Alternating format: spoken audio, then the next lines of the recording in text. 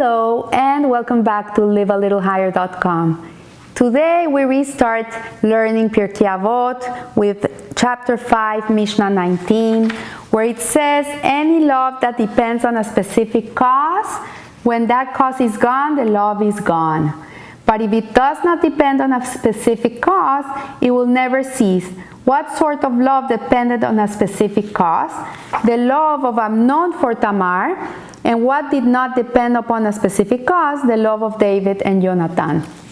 So Rabbi Twersky, in his book Visions of the Fathers, comes to tell us, he says, "Come world, open your ears to the truth. Divest yourself of your muddled thinking and bring some sanity into your lives. Come to the fountain of truth, the teachings of ethics of the fathers. How can you expect to communicate effectively and have healthy relationships when you are not even aware of the meaning of the word you are using?" This Mishna, he says, is nothing more than a dictionary that defines the word love. So we use the word love so much in our lives. I love this, I love that, I love you. But really, do we really know what love means? What it really means to love? So there's a story of Rabbi Mendel of Kosk that he saw a young man really enjoying a piece of fish. He was eating it like if it was the last meal on earth. And he asked him, "Why are you eating fish?" And the young man was taken aback by the question of the Rebbe, and he says, "Oh, because I love fish." And so the Rebbe says, "And it is because you love the fish so much that you killed it and cooked it and you're eating it. If you would really love the fish, you would throw it back in the water and let it live." So this is interesting because it really shows that sometimes our love is a very selfish love. We do it because it brings me pleasure, because it's gratifying to me. But really, it's not because I really love the object or the person which I say I love. So you love yourself, young man, said the Rebbe of Kosk, and because the fish gratifies your appetite, you killed it and you ate it. You're not eating fish because you love fish, you're eating fish because you love yourself.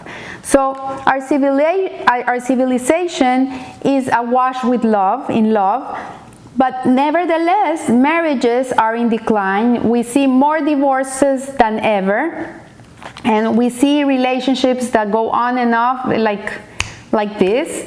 What's wrong? Do people really don't understand what love means? I remember many years ago I read a meme somewhere that they asked this elderly couple how they were able to survive for so many years together. How did they were able to keep the love going? And the man responded, he says, "Because in my time, there was no disposables.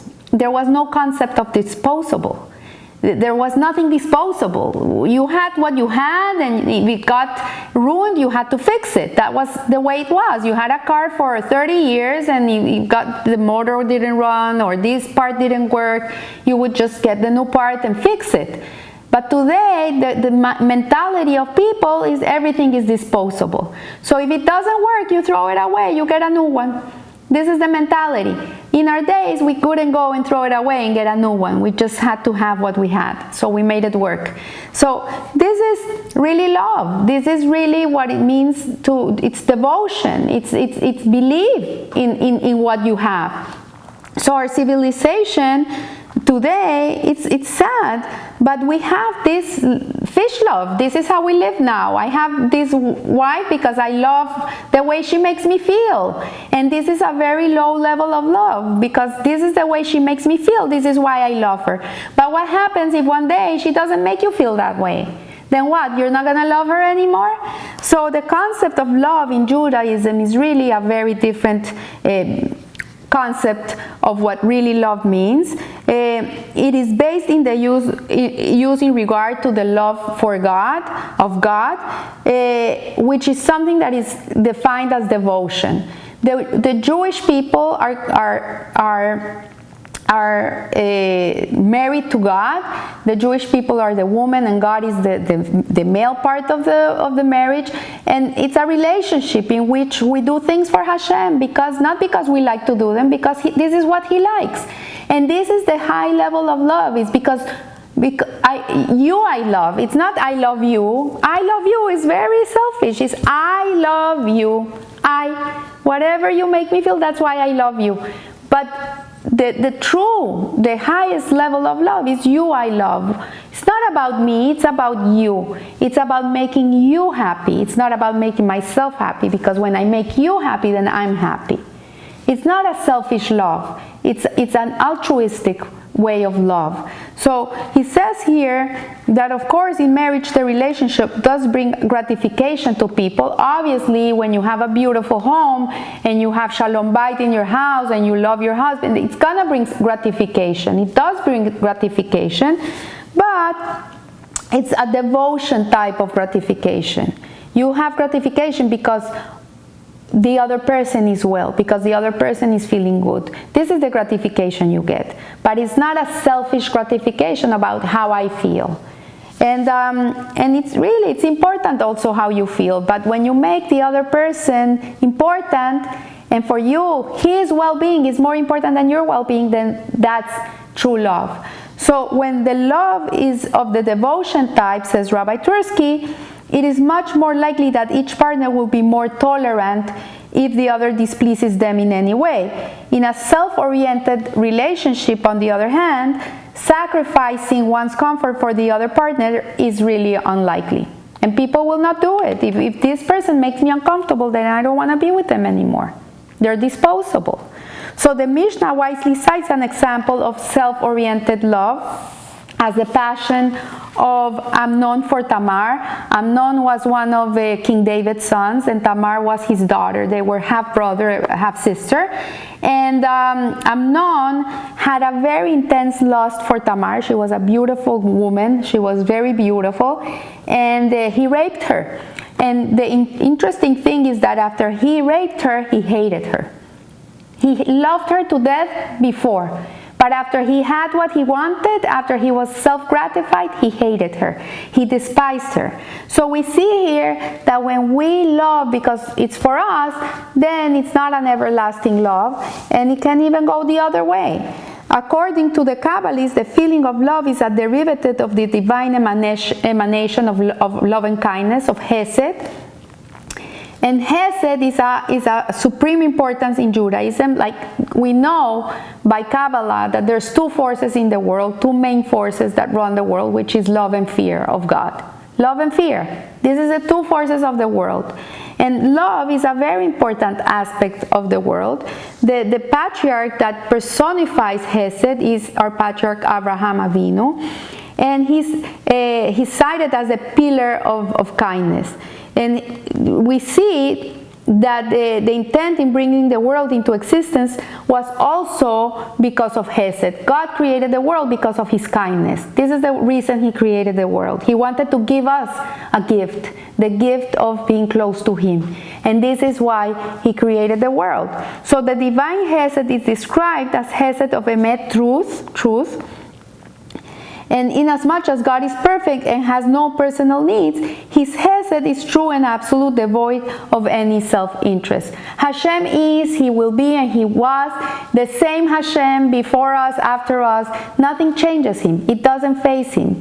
But in ourselves, He gives us the opportunity to come close to Him so we can experience godliness. This is His kindness. It is not for Him, it's for us. So Abraham also, who is a divine emanation of Hesed, of kindness, his true Hesed was because he did nothing that went against Hashem. He did everything for God. He did it with love, and he abstained from idol worship. This is the biggest kindness, the biggest love he could give Hashem in a world where everybody was an idolater. We have to think of the times he lived in. So we see here that there later are nothing but the attempt of man to sanction gratification of his animal impulses by creating an authority that condones them, the worship of idols and devoid of devotion. So Abraham Avinu went against his nature. went up against his nature and he connected to Hashem's nature.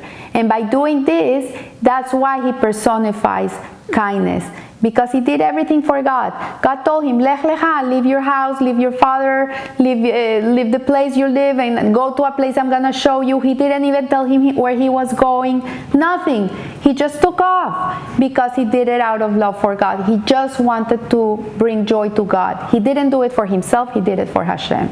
So then we see another aspect of love, that is the love of David and Jonathan. And as we know, Jonathan was the son of King Saul, who tried to kill King David because he was going to be the next king. And they were very good friends. They were loving friends. And we see from here that Jonathan saved David from his father. He knew that David was going to be the next king and not him. And nevertheless, because he really knew that David was supposed to be the king, he knew this was what God wanted, and he didn't go with what he wanted, he was able to show this level of love. And we see that it was not for self-gratification, it was to give gratification to Hashem. So we see from here, from this Mishnah, that we see the true love that really is a love of giving, a love of more from us out than from out in. This is true love. And when you are able to live in this way, then the love that is outside really comes into you. It's a two-way street. So I leave you here. I wish you a blessed week, and remember, live a little higher. Thank you.